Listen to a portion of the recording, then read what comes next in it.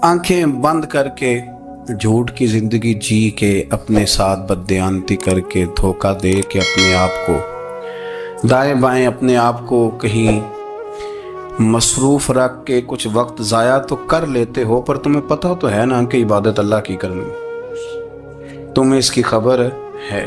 मेरे रसूल पाक अलैहि वसल्लम ने फरमाया, बंदा अल्लाह के सबसे करीब उस वक्त होता है जब वो सजदे की हालत में होता है। किसके करीब होता है? अल्लाह के सबसे करीब होता है। वो बड़ा नेड़े है रब के, बड़ा करीब है, इसलिए कि वो हालत सजदा में, वो जब सजदे करता है ना, उसकी बारगाह में जब झुक जाता है। आप जरा सजदे की कैफियत देखें ना, जुबान भी यहाँ है, आंख भी यहाँ है, कान भी, अकल भी सारी, इसने सारा कुछ रख दिया सजदे। आप वो कभी पीछे जाएं तो देहातों में कहा जाता था नाक से नकीरें निकालो, बहुत बड़ी सजा होती थी ना, नाक से नकीरें निकालो, बड़ी सजा होती थी। तो इसने कहा मालिक मुझे किसी ने कहा नहीं, पर देखना मैंने रख दी सारी अकल सजदे में, और रख के कहा क्या, सुभान रब्बी या अल्लाह, अल्लाह मैं पस्त हूं तू आला है, अल्लाह तू मेरा रब है और तू सबसे आला।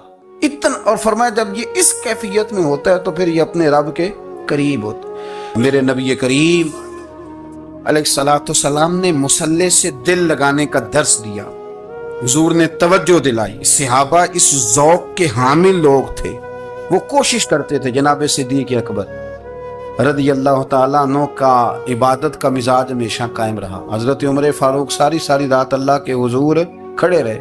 हज़रत उस्मान गनी रज़ियल्लाहु ताला अन्हु इशा की नमाज पढ़ के 2 रकतों की नीयत बांधते थे, 15 सिपारे पहली रकत में पढ़ देते और 15 सिपारे कुरान मजीद के दूसरी रकत में पढ़ देते। आपने ना हज़रत उमर फारूक के विसाल के बाद उनकी एक बेवा से निकाह किया,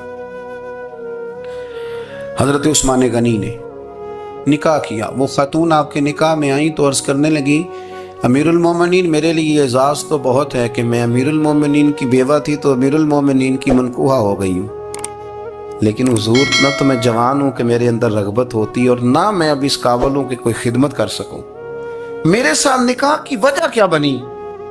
तो उस्मान गनी रो पड़े, फरमाने लगे मैंने उमर फारूक को मस्जिद में अपने रब से डरते हुए देखा, मैंने उसे रोते हुए देखा, अदल करते देखा, इंसाफ करते देखा, उम्मत की खैर खाई करते देखा। तुम्हारे साथ निकाह इसलिए किया है कि तुम मुझे ये बताओ कि उमर फारूक घर के अंदर अपने रब को कैसे राजी करते, घर के अंदर कैसे राजी करते थे, वो तरीके बतलाओ, तुम बताती जाना और मैं भी उसी तरह घर में इबादत करूं।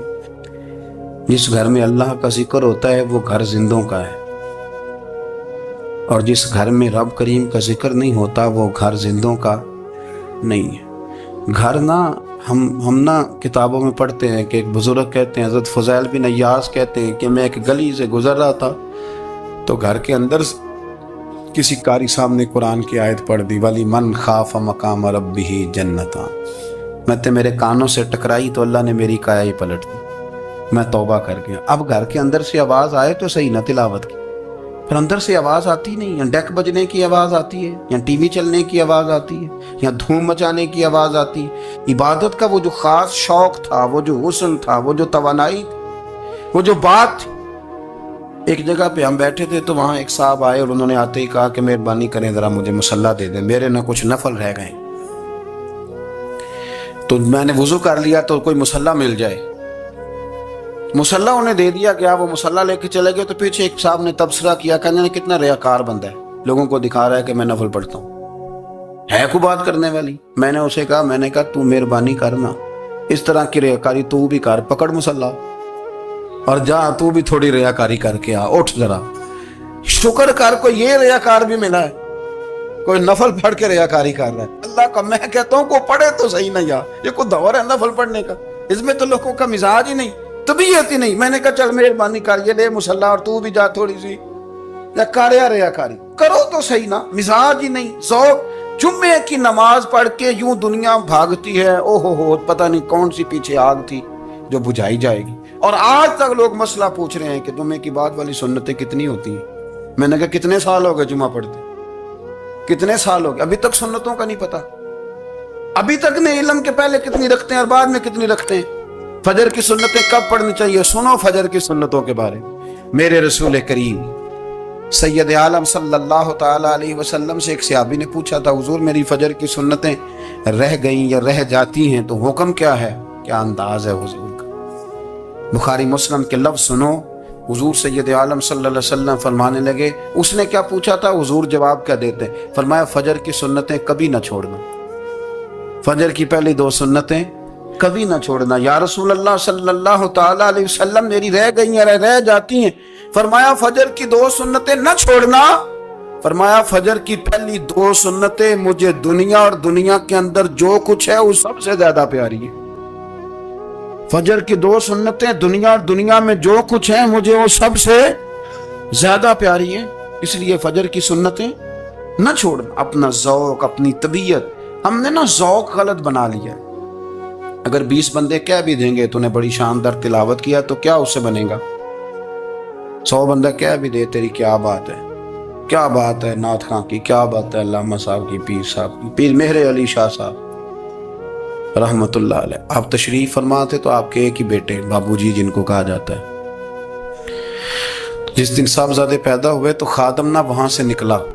ان لوگوں کے شوق اور طرح کے تھے نا، تو ان کی توجہ بھی اپنے شوق کی طرف رہتی. تو خادم نکلا اندر سے، پیر صاحب مبارک ہو، پیر صاحب مبارک ہو، پیر صاحب مبارک ہو، پیر صاحب مبارک ہو، شور کر رہے ہیں. تو پیر صاحب کو وجد ہو گیا، اللہ اکبر اللہ اکبر اللہ. کیا ہوا؟ کس بات کی مبارک دے رہے ہو؟ اس کی حضور اللہ نے بیٹا دی ہے.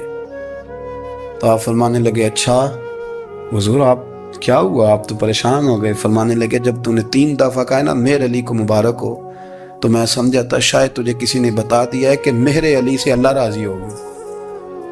میں سمجھا تھا کہ شاید تو یہ خبر لے کے آیا ہے کہ کسی نے بتایا ہے کہ مجھے آج خبر ملی ہے کہ مہر علی سے رب اچھا پتر ہوا ہے. الحمدللہ اللہ کا شکر ہے.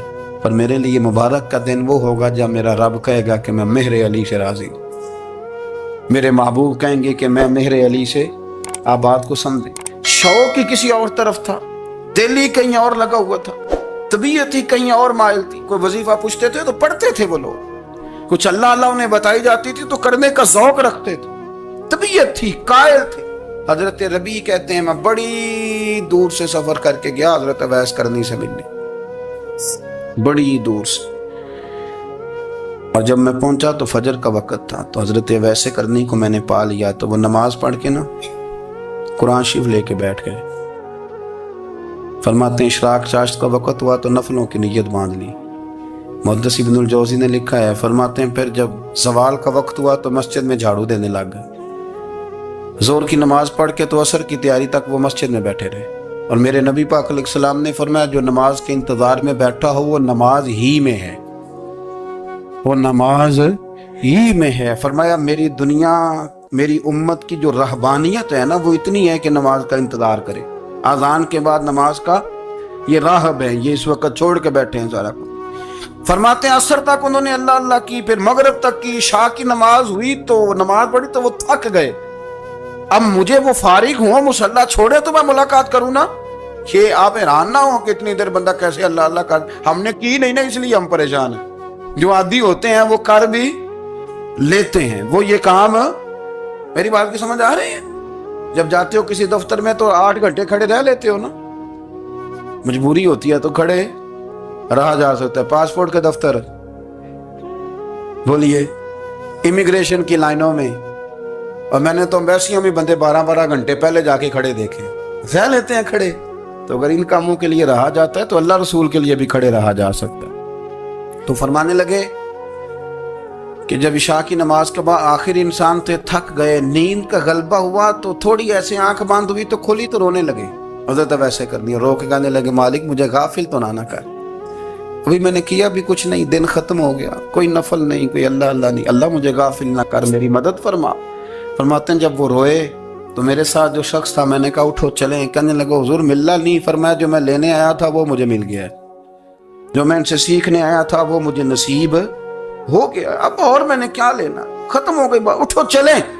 اللہ کے بندوں نے حضرت ربیعہ بن کعب اسلمی رضی اللہ تعالیٰ عنہ فرماتے ہیں کہتے ہیں جب بنو قریظہ اور بنو نذیر یہودیوں کے ساتھ حضور علیہ السلام نے جنگ کا اعلان فرمایا تو وہ دشمن ہو گئے. ہمیں خطرہ تھا کہ وہ رات کو کہیں محبوب کو تکلیف نہ دیں، تو کچھ لوگ نا تلواریں لے کے نبی پاک کے دروازے پہ پہرے داری کرتے تھے. گن مین رکھنا حرام نہیں، اگر کسی کو واقعی خطرہ ہو تو اس کے لیے سنت بھی ہے. حضرت علی المرتضیٰ تلوار لے کے حضور کے گھر کا پہرا دیتے تھے. حضرت ربیعہ بن کعب اسلمی رضی اللہ تعالیٰ عنہ فرماتے ہیں کہ رات میری ڈیوٹی تھی کہ میں حضور کے گھر کا پہرا دوں گا، تو فرماتے ہیں میں باہر سن رہا تھا، ساری رات ہی میرے نبی پاک نے اللہ کی تسبیح پڑھی. ساری رات، کبھی تسبیح، کبھی تحلیل، کبھی تحمید، کبھی تکبیر، ساری رات. فرماتے ہیں ساری رات حضور پڑھتے رہے اور ساری رات ہی میں سنتا رہا. مجھے اونگ آ گئی، میری آنکھ لگ گئی، حضور ابھی پڑھ رہے تھے، میں تھک کے سو گیا. اور فرماتے ہیں جب میری آنکھ دوبارہ سے کھلی تو میرے کانوں میں پھر کوئی چیز گونجی، تو میں نے کان لگایا تو میرے حبیب ابھی بھی اللہ کو یاد کر رہے. ساری رات حضور رب کی عبادت کرتے. اسی لیے تو کہا یا ایھا المزمل قم اللیل الا قلیلا، حبیب ساری رات تو نہ جاگا کر، تھوڑا آرام بھی کر لیے گا. میرے بھائی اپنا مصلی، اپنی عبادات، اپنے وظائف، اللہ جو آپ نے کسی سے سیکھی ہے اس کو کبھی کمزور نہ ہونے دیں. شجرہ شریف جو کسی بزرگ سے آپ لے لیتے ہیں تو کیا رسم ہے کوئی؟ اس پہ کچھ لکھا ہوتا ہے، وہ پڑھنے کے لیے دیا جاتا ہے. اس پہ لکھا ہوتا ہے کہ یہ اللہ آپ نے کرنی ہے. انسان پر اگر کوئی شخص نیکی کر دیتا ہے، احسان کر دیتا ہے، تو انسان اس کے سامنے پھر گردن نہیں اٹھا سکتا. یار یہ میرے مشکل وقت کا دوست ہے، اس نے میرے ساتھ نیکی کی ہے، کبھی بھی گردن نہیں اٹھائے گا، جھکا کے رکھے گا. تو اگر عام کوئی نیکی کر دے تو اس کے سامنے انسان کبھی گردن نہیں اٹھاتا. تو جو رب ساری نعمتیں عطا فرمائے، جو کہے کہ تیری تخلیق میں نے کی، تجھ سے پہلوں کو بھی پیدا میں نے کیا، تیرے لیے زمین کا بچھونا بھی میں نے بچھایا، آسمان کی چھت بھی میں نے لگائی، تیرے لیے زمین سے ساری اناج کو، پھل کو، کھیتیوں کو نکالا بھی تیرے لیے. اب تو اس طرح کر کہ تو میری عبادت کر، تو میری بارگاہ میں جھک جا. بہت سارے نشے لوگوں کو لگے ہوئے ہوتے ہیں. ہر آدمی کوئی نہ کوئی نشہ کرتا ہے. کوئی دولت کا کرتا ہے، کوئی شہرت کا کرتا ہے، کوئی اپنی تعریف کا نشہ کرتا ہے. 2-4 لوگوں سے تعریف سن کے مطمئن ہو جاتا ہے. ناراض تو نہیں ہو گیا اس جملے سے؟ آپ کرتے ہیں لوگ دولت کا نشہ بھی. یہ جب نقصان ہوتا ہے تو بندے بیمار نہیں ہو جاتے؟ پیسے ڈوب جاتے ہیں تو لوگ بیمار نہیں ہو جاتے؟ تو اس کا مطلب یہ ہوتا ہے کہ نشہ ٹوٹ گیا ہے. اب بہک ہوئے ہیں نا تھوڑے سے تو کانپتے ہیں، تڑپتے ہیں، پریشان. نشہ ہی اسی طرح ہی کرتا ہے نا، نہیں ملتا تو پریشان ہوتا ہے. یہ سارے نشے ہیں، مختلف قسم کا نشہ. اب مانتے نہیں اس بات کو، تسلیم نہیں کرتے، کیونکہ تسلیم کرنا بڑا مشکل کام ہے. اس کے لیے تو بڑی ساری چیزیں جو ہیں وہ دبوچ کے اور بڑی سارے رستے پھلانگ کے آنا پڑتا ہے. تو بڑا مشکل ہے ماننا، ورنہ کرتے ہیں ہم. ہمارا مزاج ہے. یہ گھومنے پھرنے کا، دنیا دیکھنے کا بھی ایک نشہ ہے. یہ بہت ساری باتیں کرنے کا بھی ایک نشہ ہے. گپ شپ کا بھی ایک نشہ ہے. 2-4 لوگوں کی جب تک پگڑیاں نہ کھول لیں، بعض لوگوں کو نیند نہیں آتی. یہ غیبت کا، چغلی کا، بددیانتی کا یہ بھی ایک نشہ ہے. اس پر ملا رومی رحمۃ اللہ نے بڑا کلام لکھا ہے. وہ کہتے ہیں مانگ کے کھانے کا بھی نشہ ہے، مانگ کے کھانے کا بھی نشہ ہے. وہ کہتے ہیں کہ ایک بھیک مانگنے والی خاتون تھی، تو بادشاہ کے پاس بھیک مانگنے آئی تو بادشاہ کو پسند آ گئی، اس نے شادی کر لی. اب اس کو عادت تھی بھیک مانگ کے کھانے کی، تو وہ کنیزوں سے کہا کرتی تھی کہ فٹافٹ نہ روٹی لے کے آیا کرو، میں 2-3 دفعہ مانگوں تو پھر لایا کرو. کیونکہ ایک نشہ ہے نا، تو میں مانگوں 2-4 دفعہ تو پھر. تو انسان بہت سارے نشے کرتا ہے، یہ مانتا نہیں. یہ موبائل، یہ فیس بک، یہ سارے نشے ہی ہیں.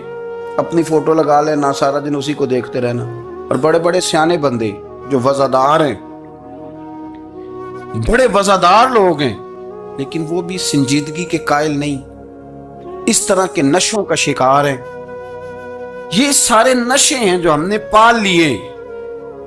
ہمارے صوفیاء، ہمارے بزرگ فرماتے ہیں کہ تم اس طرح کرو، اگر سارے نشوں سے بچنا چاہتے ہو تو سجدے کا نشہ شروع کرو. سجدے کا نشہ شروع کرو. یہ نا اقبال کہتے ہیں عطار ہو، رومی ہو، رازی. آپ بات کو سمجھیں، عطار ہو، رومی ہو راضی ہو غزالی ہو کچھ ہاتھ نہیں آتا بے آہ سحر گاہی. کہتے بہت بڑا صوفی ہو جیسے فرید الدین عطار تھے, بہت بڑا تصوف کا امام ہو جیسے امام غزالی تھے, بہت بڑا تفسیر کا استاد ہو جیسے امام رازی ہو, عطار ہو رومی ہو رازی ہو غزالی ہو, پر کچھ ہاتھ نہیں آتا بے آہ سحر گاہی. اگر سویرے اٹھ کے روتا نہیں نا اللہ کی بارگاہ, اگر تہجد نہیں نہ پڑھتا تو کچھ ہاتھ نہیں آتا بے آہ سحر گاہی. پھر اس کو کوئی چیز نصیب, میری بات کی سمجھ آ رہی ہے آپ حضرات؟ جب تک آپ سویرے نہیں اٹھتے, آپ اللہ اللہ نہیں کرتے, آپ کو نوافل کا چسکا نہیں, عبادت کا مزہ نہیں, فرمایا میری عبادت کرو, یہ شوق پیدا کرو, میں نے تمہیں پیدا کیا ہے. ہم لوگوں کے نشے مختلف نشے, بڑا عجیب رنگ ہے. محفل کی صدارت کرنے والے بڑے پیر صاحب, بڑے القابات ہو, بیچ میں سے بندہ تلاش کرنے سے بھی نہیں مل رہا, اتنے بڑے لقب ہیں اس کے, لیکن وہ ساج سنور کے 2.5 گھنٹے بیٹھا رہا محفل میں, اور نماز کا وقت آیا تو اس نے مختصر سی پڑھی, وہ نکل گیا, وہ ہلکے سے سجدے کیے. او اتنا بڑا عشق رسول نعت کا, او ہو کیا بات ہے. اور عشق رسول کا بہت بڑا پیغامبر, بہت بڑا مبلغ, اور بیچارہ سمجھ ہی نہیں سکا کہ اللہ کے رسول نے فرمایا تو نماز پڑھ میری آنکھیں ٹھنڈی ہو جائیں گی. تو یہ نشے کے عادی تو ہیں پر حقیقت کے قائل نہیں ہیں. یہ بس ٹھیک ہے, خوابوں کی دنیا میں لوگ زندہ ہیں, پر جن کو یہ جو نشہ تھا نا عبادت کا, یہ میرے رسول پاک کی چاہت ہے, یہ میرے نبی کریم علیہ السلام کی. آپ دیکھیں نا حضور مہینوں جا کے غار حرا میں بیٹھتے, کیا وہاں تبلیغ کرتے تھے, کوئی کتاب لکھتے تھے؟ رسول کریم علیہ السلام مہینہ رہتے غار حرا میں, کوئی نہ مجھے دیکھے, کوئی نہ مجھے ملے. حضور یہاں کیا ہے؟ فرمایا میں اپنے رب کی عبادت کروں گا. نبی کریم علیہ السلام نے سجدوں کے ساتھ پتھروں اور پہاڑوں کو آباد کر دیا, سجدوں کے ساتھ. آپ کا سجدہ آپ کو بہت ساری چیزوں سے چھڑا لیتا ہے, یہ بہت ساری جگہوں سے جھکنے سے بچا لیتا ہے. صوفیاء اولیاء یہ کیا کرتے تھے؟ یہ سجدے کا ذوق ہی تو پیدا کرتے تھے, سجدے کا ذوق. شاہ عبدالعزیز دباغ رحمت اللہ تعالی علیہ اپنے مریدوں سے فرمایا کرتے تھے کہ اگر تم پکے نمازی بن جاؤ نا, تہجد گزار ہو جاؤ, تو میرے پاس آنا جانا چھوڑ دینا. عرض کی حضور کیوں؟ فرمایا میں تمہارے اور رب رسول کے راستے میں رکاوٹ نہیں بننا چاہتا, میرا مقصود ہے تمہیں وہاں تک پہنچانا. جب پہنچ گئے تو پھر میری ضرورت ختم ہو گئی. ہاں کبھی وسوس آئے, شک پیدا ہو, تکلیف ہو تو آنا. بیت المقدس پر قبضہ تھا عیسائیوں کا, تو صلاح الدین بڑے پریشان تھے. بابا جی کہنے لگے پتر کیا ہوا؟ کہنے لگے حضور پتہ چلا ہے دشمن کے 2 بحری بیڑے اسلحہ لے کے آ رہے ہیں. مسلمان پہلے ہی کمزور ہیں, اور اب اگر 2 بحری بیڑے اور آ گئے تو حضور مسئلہ بن جائے گا. تو میں پریشان ہوں کہ کس طرح یہ کم مسئلے والی ہماری فوج ہے کیسے مقابلہ کرے گی. تو بابا جی کہنے لگے پتر اس طرح کرنا, آج رات تو بھی دعا کرنا اور میں بھی کروں گا, تو بھی دعا کرنا. آپ ناراض نہ ہونا, ہم تو پیروں والے ہیں, ہم تو پیروں کے نوکر غلام ہیں, ہمارا تو گزارا ہی نہیں, ہمیں تو ملتا ہے سارا کچھ وہاں سے. پھر میرا سوال یہ ہے کہ تعویذ لینے جاتے ہو, نفل کیوں نہیں پڑھتے, رات اللہ کیوں نہیں کرتے؟ یہ بھی تو ہمارے بزرگوں کا ہی طریقہ ہے, انہوں نے تو ہمیں سکھایا ہے. صلاح الدین ایوبی سے بزرگوں نے کہا کہ رات آج نا اللہ کرنا, تو میں تیرے لیے دعا کروں گا, تو بھی دعا کرنا. تو بندہ جب دکھی ہوتا ہے تو سجدہ کرتا ہے, تو پھر ہی تو مصلی بھیگ جاتا ہے, پھر ہی تو مزہ آتا ہے. سکھی بندہ تو کعبے جا کے نہیں روتا. دکھی تھے, تکلیف تھی, تو سر رکھا سجدے میں تو تڑپ گئے. اور وہ بابا جی کہتے ہیں میں مسجد آیا تو صلاح الدین چیخے مار کے رو رہا تھا, اور کہہ رہا تھا مالک میں کوئی اپنی شان کے لیے تو نہیں نہ لڑ رہا, اللہ کو میں کوئی قبضوں کے لیے تو نہیں لڑ رہا, مالک تیرے لیے لڑ رہا ہوں, مجھے بے آبرو نہ کرنا, میری مدد فرمانا. کہتے ہیں میں آیا تھا کہ مسجد میں دعا کروں گا, پر صلاح الدین ایوبی کو روتے دیکھا تو میں لوٹ گیا. تو سویرے صلاح الدین ملے تو بڑے خوش تھے. میں نے کہا پتر کیا ہوا؟ کہنے لگے حضور وہ بحری بیڑے 2 آ رہے تھے نا اسلحہ لے کے, دونوں ڈوب گئے پانی میں. پانی میں ڈوب گئے تو بابا جی کہنے لگے صلاح الدین وہ پانی میں نہیں ڈوبے، وہ تیرے آنسوؤں میں ڈوب گئے، وہ غرق ہو گئے، وہ جو تو نے مسلح بات کیا تو وہ تیرے آنسوؤں میں ڈوب گئے، وہ غرق ہو گئے، وہ تباہ اتنے قیمتی تھے، تیرے آنسو کے بہا لے گئے دشمن کے بحری بیڑوں کو۔ میرے بھائی ٹھیک ہو گیا جی، میرے عزیز سمجھ لیں اس بات کو ہمیشہ کے لیے، اور اس پر غور کر لیں اچھے طریقے سے کہ میرے رسول کریم سید عالم صلی اللہ علیہ وسلم نے نا ہماری توجہ دلائی، حضور نے ہمیں بتلایا، ہمارا ذوق بڑھایا عبادت کی طرف۔ ایک صحابی تھے حضرت ابو فاطمہ رضی اللہ تعالیٰ عنہ، یہ ترمذی شریف کی حدیث ہے۔ نبی پاک علیہ السلام نے فرمایا ابو فاطمہ قیامت کے دن مجھ سے جلدی ملنا چاہتے ہو کہ دیر کے ساتھ؟ تو کہنے لگے حضور کون ہوگا جو دیر سے ملنا چاہے گا، ہم نے تو جان دے دی وعدہ دیدار پر۔ اعلیٰ حضرت فرماتے ہیں جان دے دی وعدہ اور نقد اپنا دام ہو ہی جائے گا۔ مجھے لگتا ہے کہ یہ سودا نقد و نقد ہو جانا ہے، چونکہ ہم نے جان دے دی وعدہ دیدار پر۔ آپ نے وعدہ کیا تھا کہ مریں گے تو پھر زیارت ہوگی، تو مر گئے ہم زیارت کی خاطر۔ جان دے دی وعدہ دیدار پر تو نقد اپنا دام ہو ہی جائے گا۔ اے رضا ہر کام کا ایک وقت ہے، دل کو بھی آرام ہو ہی جائے گا۔ تو حضرت ابو فاطمہ رضی اللہ تعالیٰ عنہ سے نبی پاک صلی اللہ علیہ وسلم نے فرمایا جلدی ملنا چاہتے ہو کہ دیر سے؟ اس کی حضور فٹافٹ ملنا ہے، میں نے قیامت کے دن آپ سے جلدی ملنا ہے۔ تو نبی پاک علیہ السلام نے فرمایا پھر اس طرح کرنا، دنیا میں رہ کے سجدے زیادہ کرنا، پھر سجدے زیادہ کرنا، قیامت میں ملاقات جلدی ہو جائے، قرب ملے گا تمہیں۔ اپنے بچوں کے اندر دیکھیں نا، ہم شوق پیدا کرتے ہیں، ہمیں صحیح لفظ نہیں بولنے آتے پر ہم بچوں میں شوق پیدا کرتے ہیں کہ پتر ڈاکٹر بن جائے گا تو بڑا نفع کرے گا، تو لوگوں کی خدمت کرے گا، ملک و ملت کی خدمت کرے گا، تیرے ابا کا نام روشن ہوگا، تیرے دادا کی تعریفیں ہوں گی۔ ہم یہ ذوق پیدا کرتے ہیں، ہم اپنے نوجوانوں کے اندر یہ فکر پیدا کرتے ہیں، انہیں ہم سمجھاتے ہیں کہ میاں جب تم پڑھو گے، محنت کرو گے تو فلاں آدمی کی طرح تمہارا نام ہوگا۔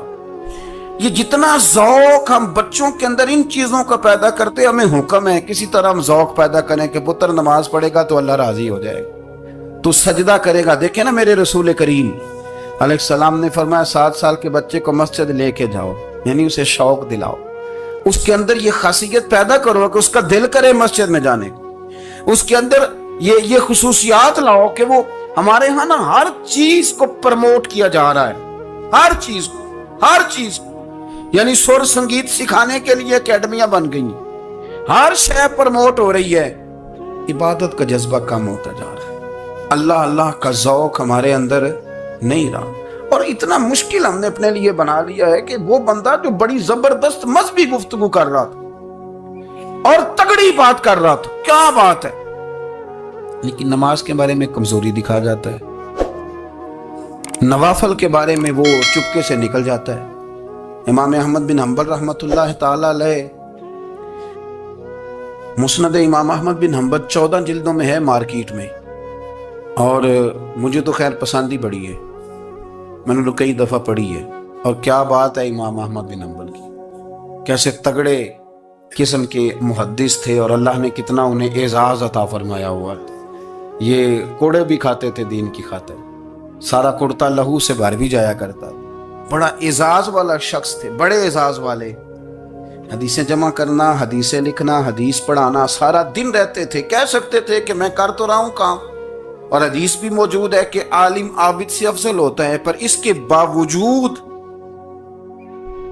امام احمد بن حنبل رحمۃ اللہ علیہ 300 نفل فرض نمازوں کے علاوہ پڑھا کرتے تھے، 300 نوافل روز پڑھا کرتے تھے۔ ان کے بیٹے نے کہا ابا جی مکان خریدنا ہے تو جگہ کہاں کر کے لوں، بہت ساری آبادیاں، تو فرمایا پتر وہاں لینا جہاں مسجد قریب ہو۔ میرے رسول کریم سید عالم صلی اللہ علیہ وسلم اتنا پسند کرتے مسجد کو، اتنا پسند کرتے نماز کو کہ رسول کریم صلی اللہ علیہ وسلم تہجد کی نماز بھی پڑھتے، پھر حضور فجر کی نماز بھی پڑھتے، نبی پاک وتر کو الگ کر کے پڑھتے، عشاء کے ساتھ نہیں پڑھتے۔ یہ تو ہمیں سے یہ اجازت دی ہمارے بزرگوں نے کہ بعد میں اٹھے گا کون علیحدہ وتر پڑھنے کے لیے، عشاء کے ساتھ پڑھ لیں۔ وتر پڑھتے، تہجد پڑھتے، فجر پڑھتے، اشراق پڑھتے، چاش پڑھتے، پھر مغرب کی نماز کے بعد 6 رکعت اوابین پڑھتے، پھر رات کو صلاۃ اللیل پڑھتے. سیدہ عائشہ صدیقہ کہتی ہیں زمانہ سو جاتا اور میرے رسول مصلی بچھا کے کھڑے ہو جاتے. او یار کھیتی باڑی کر کے نہیں, محنت مزدوری کر کے نہیں. جناب عائشہ کہتی ہیں میں یہ بھی دیکھتی کہ حضور ایک آیت شروع کرتے تو ساری رات اسی کو پڑھتے, اور میری نظر جاتی تو قدم مبارک پہ ورم آ جاتا. یار نماز پڑھ کے اتنی مشقت کر کے اتنی جد و جہد کر کے ورم آ گیا, یا رسول اللہ اتنی محنت کیوں کرتے ہو؟ فرمایا افلا اکون عبدا شکورا, کیا میں اپنے رب کا شکر گزار بندہ نہ بنوں؟ صحابہ کا ذوق عبادتوں کا, ریاضتوں کا, تلاوتوں کا, طبیعت ہے ان کی, وہ ایک دوسرے کو. حضرت مولا علی شیر خدا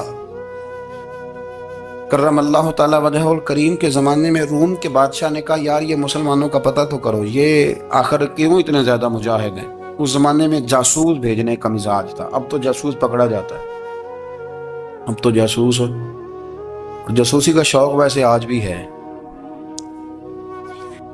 عرض کروں تھوڑی سی بات ہی سلمان سے, پتہ کیا ہمارا مسئلہ ہے؟ ہم جہاں جاتے ہیں نا وہاں تھوڑی خوشبو سونگنے کی کوشش کرتے ہیں.